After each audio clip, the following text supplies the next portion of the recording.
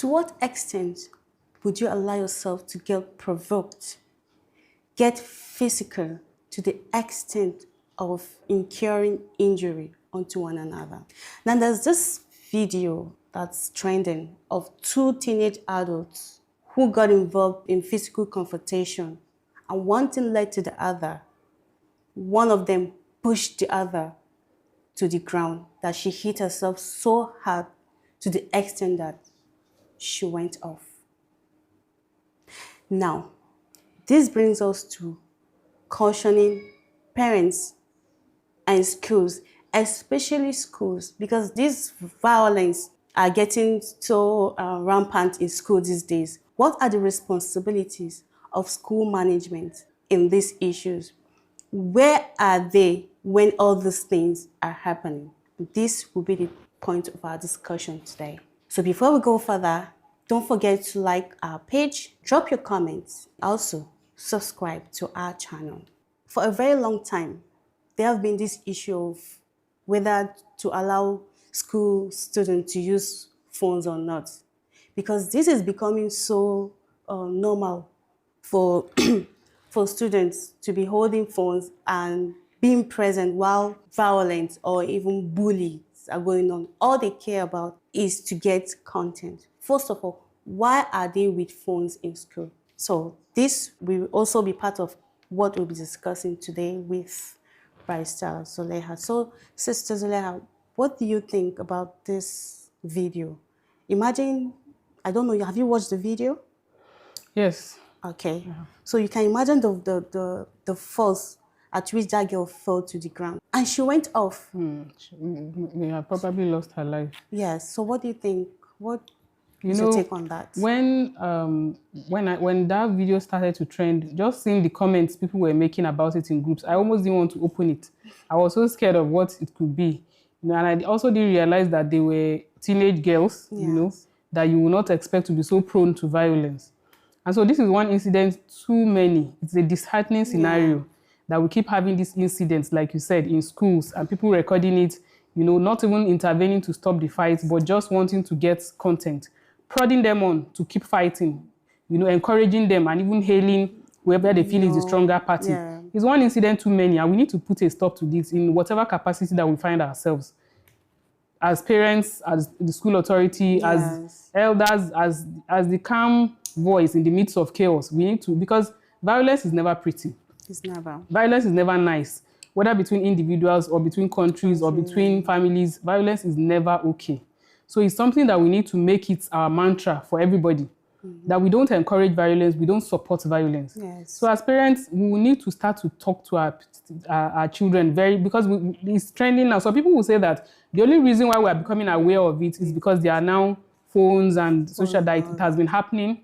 Somebody commented that in her own secondary school, 2 boys lost their lives like that. They were even junior boys, but they had fought to the extent of killing each other, So, but whether or not phones have magnified the issue now, the issue is that we need to put a stop to this kind of incidents happening in schools. Yes. The one that really surprises me is, where are the school authorities when all these things are going on? In my own thought, they believe that maybe after the class activities, they are not responsible for the kids when they are on break.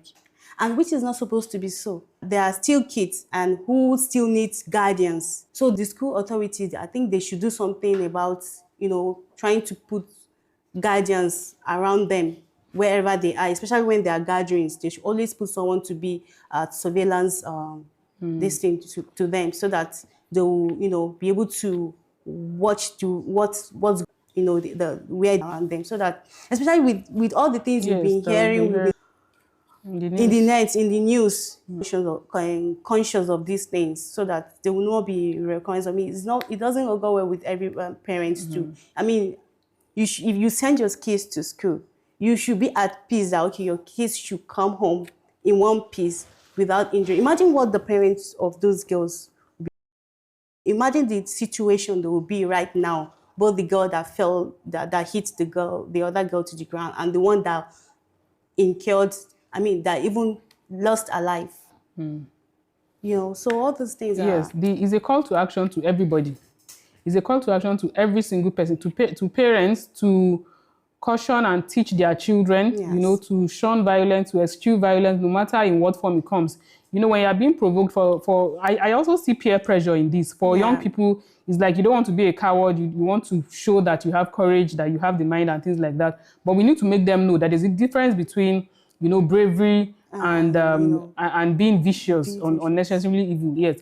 And then that cowardice does not come in the form of walking away. In fact, Africans have a proverb that he who lives a fight lives to fight another Another day. day. I think that was in Things Fall Apart. So we need to caution each other. And particularly, I remember this story that I was telling somebody about somebody that is very well respected all over the world, Okay. Benjamin Carson. He writes motivational books where he said he's the, I think, chief medical director of Johns Hopkins in the United States. And he said that people look at him now when he was aspiring to be the president of the United States, that people call him gentle Ben. Mm-hmm. But in his teenage years, he was quite, irrational and violent. Yes. That at one point he almost stabbed a dear friend of his because he used to carry a penknife around when that one provoked him. Yeah. And he went and ruminated and thought over it, that I would have ended up in prison. Instead of becoming this neurosurgeon that everybody knows all over the world, he would have ended up in prison like many other black people. So violence doesn't ever end well. In this scenario that you're painting, in this particular video that happened now, yes, if that girl has lost her life, it will be a stain on the other girl's reputation forever. And she will never forgive herself for having caused the death of another person. And even if she survived, as we are hearing, it may be with permanent, damage that will forever, cause a problem for her in life. So these are the issues that we should look at to tell our young ones, no matter what the situation is, no matter how much you are being provoked, no matter the people that are cheering you on, to talk to yourself and realize that my walking away is actually a better, which leads us again to the former video the former issue that we were talking about. The bullying. When we were addressing the bullying issue, there was a question of why didn't the other girl fight back? Why was she so docile? Could it be that she's facing abuse at home that makes her think that her voice is, will not be heard and things like that? Yeah. But we see now, if we juxtapose these two situations, and that she was actually a more mature person. Her reaction was better off. Probably if she had reacted, it would have ended up just the way this other one had. But we hope that we don't see this kind of videos again. It's one too many. Yes. And we hope that this will be a call to action, not just for parents, but the school authorities too, like you were saying, that they should monitor, they should take their supervisory role very seriously. Once the children are in the school premises, the teachers and the school authority and the management, they become the parents of these children. Yes. And so everywhere they are, I imagine that in everybody's school, there are hostel mistresses, the house mistresses, boarding house mistresses, things like we have officials at every corner. There is the games. I don't expect that there should be situations where students are left for a stretch of maybe like 1 hour, gathered to watch two people fighting so violently. When the previous bullying case happened, I remember that there were other videos that people pushed out to say that in this same school, we have issues like this. But there was one that I watched, which warmed my heart, where a boy was being beaten up by other boys, but this immediately intervened and told the other ones to please stop beating the boy and took him away. So it's obvious that he comes from a very responsible home. His upbringing. He realizes that it will not help to just leave this boy and pretend as if it's not my business, which is what people do nowadays. Somebody is suffering, undergoing pain, and then you are recording it. Why recording it? Why not intervene to stop the fight? That's where we really... Yes, it is that kind of mindset that is painful. And people say that that's how the Gen Z is. But I want to believe that it is the way they were brought up, that you should feel empathy. Everybody you should be worried about this person is going through something that is too much. That is too much. So rather than recording, why not intervene to stop it? Because even if you get likes for your post and it becomes a trending video, it doesn't help you, it doesn't benefit you or pay you in any way that you were the one that brought out this video. So we really need to talk to ourselves. Parents need to caution their kids on how to walk away from confrontations, no matter the situation, no matter how very sweet your friends are cheering you to do it. Let your inner mind, I'm going to do, they're pushing me to do, it's wrong, and walk away. It's physical. It's going to be physical, or maybe there's a heated argument that that it's physical fighting or you hitting one another. Please walk away. Even if they call you coward, accept to be that coward. Then allow yourself to get involved with that fight. Because if it happens, those people cheering you up, you won't see them. They won't be there when you'll be in trouble. They won't be there to help you pay the bills. Peradventure, you can kill anyone, let alone make someone lose their child. They will not be there for you. Don't deny you. Let your inner mind, your positive inner mind talk to you and tell yourself that this is wrong. Let's do that. Parents, we need to wake up and tell our kids all this. Help bring up our kids. It will help our kids to, grow into mature-minded children. And particularly, I think sanctions should be made for people who witness such kind of confrontation and are only concerned. They are only concerned about recording it to post it. Yeah. Those kind of students should also be sanctioned along with, like, when the bullying video happened, all the sanctions were going to the bully itself. And I felt that those friends or accomplices should also, because if the victim dies, under the law, you are an accessory to murder. You have aided and abetted a crime to have been committed because it happened in your presence and you did not take any steps to stop it. You need to know, even before God, that when you support that kind of thing, you were goading the person on, encouraging him, hailing him and things like that, that you are part and parcel of that crime too.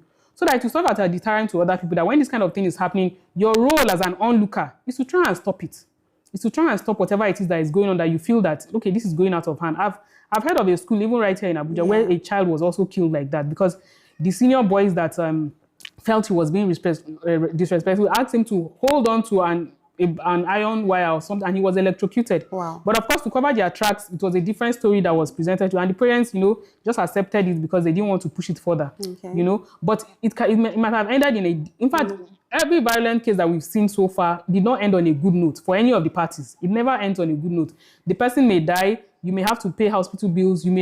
Somebody may have to be imprisoned and jailed for life. So you can imagine the repercussions of all these things. It's not just about seeing a video, posting it, and it will trend and people will talk about it. It's also about what do we stand to lose by this violence? We lose a lot as a society, as the parents of the two parties, as the school authority, as the person that, the victim and also the onlookers. We lose part of our humanity when we allow these kind of things to go on. So this is a caution to everybody to please let us just try as much as possible to curtail all these kind of things, for parents particularly, to teach their children that it's okay to walk away. It's okay to not bow down to peer pressure. It's okay to, to take the higher moral stand and to say, okay, I'm leaving this. Even in Islam, it is said that the best of you is he who leaves an argument, even when he knows he's right. Yeah. I know I'm right and you're wrong, but instead of pursuing it further, Islam says, just let it go. The same thing for fights. Yeah. The same thing when somebody is provoking you too much, you walk away. So I think on this particular case, well, thank God, the girl survived it. The problem would be less for everybody. So just like we were saying, for schools to be more responsible with the students that they put in their care. The previous video of a bullied girl. Now, the victim is suing that school tune of 500 million naira. You can imagine. So I'm sure school owners would not want to find themselves in this situation. And this is why school owners should be more responsible. And I find it very interesting that the victims' parents are actually suing the school to the tune of 500 million naira, which I think will be a precautionary, measure.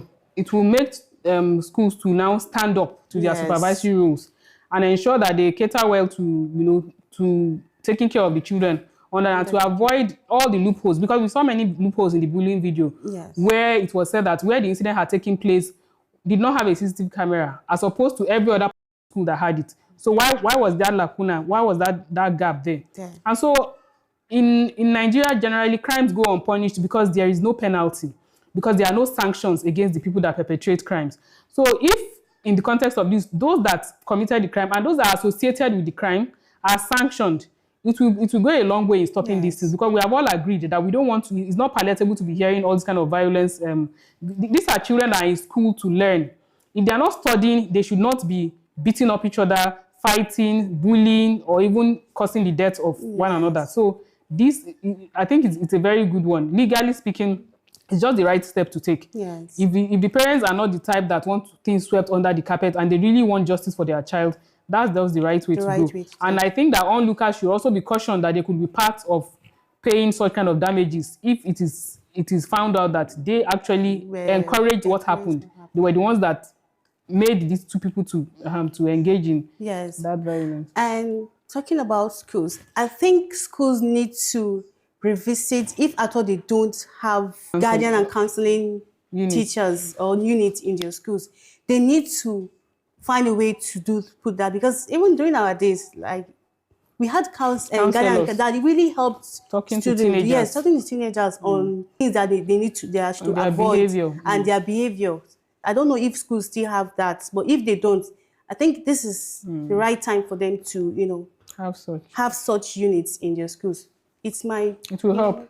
Might go a long way to help. Children need to be talked to at every phase of Students their as well, lives on how to behave. So I hope this video meets you well and you learn to take lessons from them. If you like our video, please hit the like button. And if you have any observation you think you need to chip in, please don't forget to drop it at the comment section of this video. Also, don't forget to subscribe to our channel as it will go a long way to help us. For more interesting video, keep watching I Made Your Family Values. And I remain Sharifat Yahya with Coach Zuleyha Yusuf, marriage counselor, life coach.